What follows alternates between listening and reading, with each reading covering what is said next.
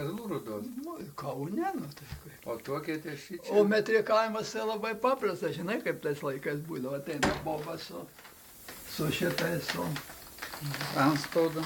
Ką ne su antspaudu, jinai ateina prisipirkus kokių Su ten krepšeliu. pieno butelių, kefyro.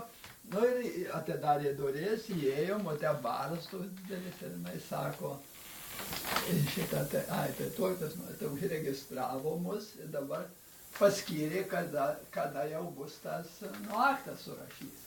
13 Liepos, tai mama sako, išėjom į gatvę, einam Donelaičio gatvę, jinai pravirko. Sakau, Reginuotė, kasgi atsitiko?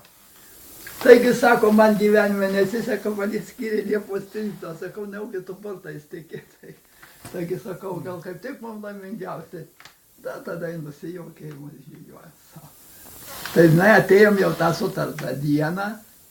Tai nežinau, kad liudininkų tada nereikia. Ar buvo genutė, ar nebuvo, tada nereikia. Tai žinai šitą, ką jinai... Ai, tai ta moteris surašė mums ir viskas. Ir su krepšiais išėjot namo visi. Tai jinai su krepšiais išėjo. Nu, tvarkoj.